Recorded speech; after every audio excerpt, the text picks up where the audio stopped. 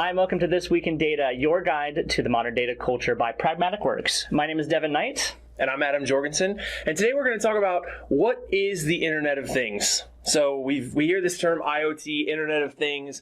We're going to spend most of today's episode diving into what that is and what does it mean. What does it mean for our audience? Okay, yeah, so I think that's going to be exciting. First, as usual, we have a couple news stories to share before we go to our main topic. So. There's a couple of things floating around out there this week, Devin, that I wanted to make sure you had some visibility to. Okay. You did it for me. I did, really, just for you. Everyone else is going to get the benefits. Microsoft Research, which is their kind of skunkworks arm that's constantly doing very cool new things. It's where things like HoloLens came from. Okay. Some of the amazing Azure capabilities. Yeah. They have created a new way to secure data in the cloud. Now, you might think, well, cloud data security, that's important. Yeah. But what they're really doing is they're creating a way that different organizations who are not connected to each other can share parts of their data in ways that enable them to analyze it. So think about like 5 different hospitals. They don't want to share any patient information, right? But they all want to collaborate on a research project or something like that. So there's a lot of applications for that out there in the business. I think it's pretty exciting. Yeah, my first thought when you started going through this is, does this have something to do with sinking data centers into the ocean? Because that's another very, very cool application for Microsoft Research. And it's totally secure. This has everything to do with security. Right. We should do a story on that too, actually. We should. That was an interesting story for a little while ago. Yes. But yes. I'm like, yes, this has nothing to do with it, but I'm totally going to bring this up. It doesn't. but it's so, as a scuba diver, I think that's amazing. Because I would love nothing more than to float up onto a data center, just all of these pods of data centers underwater. No, but this is important, right? That's a big concern around is security of cloud data. So this is a big deal, and still being able to share it and it still maintain secure nature is very interesting. And there's lots of industries that we work with that we're even amazed at how much data they share now, right? Utilities, healthcare, manufacturing, they're all sort of like small towns, right? They all know each other, they know what everybody else is doing. And this is a way for them to really accelerate that and help humanity in some ways, which I think is pretty exciting. So the next news story we have is Microsoft has released the cumulative update number 1 for SQL Server 2016. Okay. Not necessarily the most exciting update on paper, but most enterprise customers won't really consider installing a new version of a major product like SQL Server until at least the first update or service pack, that type of thing. Right. The thing that I thought was most interesting about it is where all of the updates are coming from. So if you look, there are about 1% of updates around each and every feature, but about 20 to 25% of them are all coming from reporting services, analysis services. So what do you think about that? Well, that's interesting. I mean, it probably tells you something about where the product is as far as usage. Right. So why people are using or why people upgraded 2016. It was primarily a lot of reporting services, new capabilities. So they're finding things as they start to use it that need to be fixed or corrected. So I think that makes a lot of sense. Yeah, I thought so too. We have some cool new things in reporting services, right? Yeah. So along with a ton of new visualization types in traditional paginated reports, you have things with parameters that have been changed in new paginated report, old paginated reports. But then you also have the new mobile report designer as well. So the purchase of DataZen last year now being rolled into the product. You're seeing a huge revamp of the report manager and Power BI integration into that, and being able to actually publish reporting services visualizations to Power BI. So there's a ton in the reporting aspects that have been updated. So that makes sense that they would be finding new things with that they need to be fixed. Can you say paginated 5 times fast? Paginated. I don't know. I think the last one sounded like pigeon. I also don't think I finished the word each time. Paginate. Devin and his SAT words. Welcome, ladies and gentlemen. So the last news story we have before we get to our main topic about what is the Internet of Things is the latest Gartner rankings put Microsoft Azure and Amazon Web Services pretty close together in terms of their Magic Quadrant. So that's kind of an interesting update. Azure's been catching up to AWS in some cases. Yeah. I think we're really close to a lot of those investments that they're making. But we're seeing that really take hold in the market. Yeah, that's great. And I think we're seeing that firsthand in our experiences as well is, Azure is certainly there to be played as a great competitor for AWS. And in the future, I think we'll see that even continue beyond that. So there's a lot of great services that are constantly being added. That's interesting. So I don't know if you recall, do you recall any of the other providers that were in there and how they were progressing, or was it really those two set apart from everybody else? I think those two are definitely set apart. Google's a distant third. Okay. And then a lot of the IaaS providers or infrastructure as a service providers actually dropped off completely. Really? So Verizon and a few others dropped off completely. Gartner had said before that part of the market was they call it a state of upheaval, which means, nobody's really getting a lot of traction except for the big folks. So right? It's more the PaaS, the more those type of services that are being pushed as far. I think so. I think what you have with AWS and Azure is you have two, huge companies making huge investments, ton of innovation. Yeah. But you also have, a connected system of offerings, right? You have infrastructure offerings, PaaS offerings, SaaS offerings. And I think the reason that so many of our customers really prefer Azure and why we're seeing that in the market is because of the hybrid story. They can move what's in their data center into the cloud. They don't have to do it all at once. It's not an or, it's an and, it's an extension of their architecture. So it's very cool. And that actually kind of transitions us. By the way, I think before we move on, I think that'll make a great future episode, is talking about the differences. I love the pizza as a service example. That would be a great analogy in there. I agree with that. And I'd love to know, would you guys like to see an episode on that? Let us know in the comments. Yeah. We'd love to do an episode on, kind of Azure versus AWS and what we're seeing. And let us know if that's something that'd be interesting for you. Put it in the comments. Hit us up on social media. We'd love to hear about that. That'd be great. So we're talking about the cloud, which has to do with the internet and things. So that transitions us. There are things. That transitions us to our main topic today, which is, what is the Internet of Things? Yeah, start me with that. I'm completely clueless on this. What is I'm wink wink clueless on this.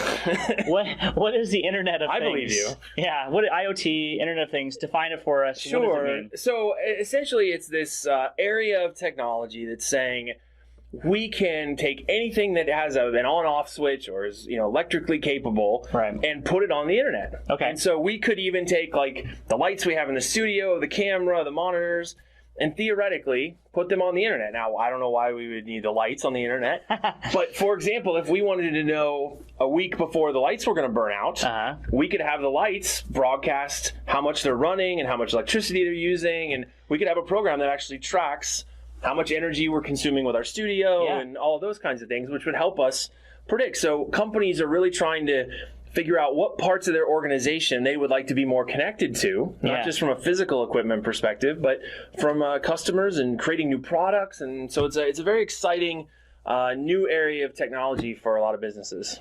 Yeah, the first thing, you kind of made light of that, but you see that a lot with the home automation business. That was a good pun about the light. Yeah. You didn't even know you did that. No. I didn't catch that.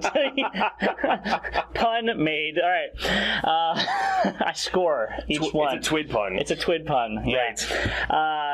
But the home automation business is huge now, right? Yes, it is. I know I have some of that in my house as well.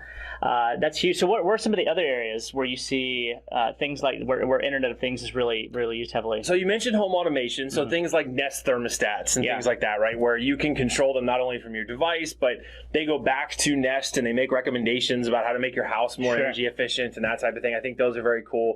In a lot of healthcare organizations, they want everything in the hospital, everything in the clinic connected, so that not only can they share the data like an MRI that's being produced, but also that the machine itself, when an MRI machine goes down, that's very expensive. They lose a lot of revenue to be able to that they're from not being able to do scans. So they want to know predictive maintenance failures. They want to be able to do all those things. One of Microsoft's biggest case studies is on something you think would be relatively innocuous. It's elevators. ThyssenKrupp elevators.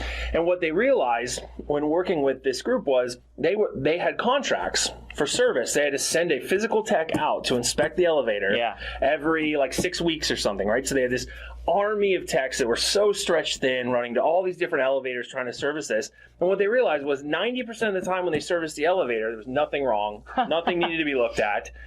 And so they realized we could have these techs cover a much broader area. They could be much more efficient, much more effective. And so they were able to implement Internet of Things protocols with their elevators. Yeah. They all stream up into the Azure cloud. And now they're collecting that data. They're analyzing it. And they're able to predict when there's going to be a problem. Very interesting. And they've been able to work that into their contracts with customers, and the customers understand it. And they actually buy more ThyssenKrupp elevators because they've got this capability. They don't have to, their security teams don't have to let people in the elevators and shut them down to be inspected. And so it streamlines this whole life cycle. And that's great for enabling customers, but you also have folks like Under Armour and Nike who are putting sensors in clothes and in football uniforms. And we have, youth football safety and sports safety all the way up to the NFL is so incredibly important. Right. Most of the quarterback helmets and other player helmets in some of the NFL teams now have sensors and things in them that are broadcasting impact and how much the head's moving around and things like that, right? To doctors on the sidelines. Our last episode we just talked about how technology is in the NFL. Right. And so it's really about taking things that you wouldn't even imagine and putting them on the internet so that those things can interact with other things and share data and create something new. And it's pretty cool. Yeah, this kind of reminds me of a project that we both spent time on at, I think, at different times. Before Internet of Things was called that. Yes. I know where you're going with the windmill company, right? Yes. So the idea they have huge turbines that are in the middle of nowhere. And to get a tech out to fix something takes a long time. So to be able to know when those things are going to happen, they already have that data transmitting to them, but to make it actionable is really a big thing for them. So yeah, it's reminded me of that as well, as being able to have that capability. So I think you've answered this to some extent already, but what does this matter to us? Why are we doing this? I mean, we've already kind of answered this to some extent, but can you elaborate a little bit more on that? Why do we care about this stuff? Yeah, I think for most companies, what they're realizing is that data in and of itself creates products. Right. It's not just about looking at the data that your business is producing and saying, okay, what is this data? Are we making money, losing money, selling things, not selling things? It's really more about how do we use information and create information products, right? And so you have everything from, we mentioned before, like smart clothing. We have wearables, things like Apple Watch or the Garmin bands or Jawbone or Fitbit, those types of things. Fitbit is an incredible example of IoT. Yeah. Right? Do you have a Fitbit? I don't. No. I used to have a Microsoft band. You've heard Okay, right. Yes. Same thing. Microsoft bands. Not quite the same, but they're getting there. Being able to take information about our lives. And I think one of the cool things that the Microsoft Band and Fitbit both do is they help you analyze your sleep. Yeah. So you actually wear it while you're sleeping. It's super comfortable. It's very easy to wear. And it tells you, hey, you woke up 3 times last night, or hey, you toss and turn every night around 2. And if you need that information, maybe you need to go to the doctor and, see something, or just, make sure you have don't have a cup of coffee right before you go to bed. Or I was going to say take a Benadryl, but that's probably not a very good recommendation.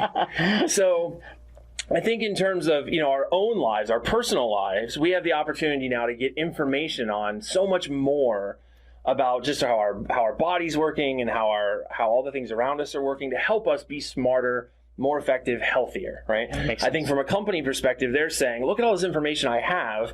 How can I frame this and add information to it to create an information product that's super valuable that I can go sell either to our partners or customers or add value to our existing offerings? That's really cool. So tell us then, how can people learn about more about this? What is Pragmatic Works doing in regards to this as well? So it'll be interesting to hear. Yeah, so there's a number of different ways. So one, you can go out and just do a straight Google or Bing search on Internet of Things. There's lots of introductory articles.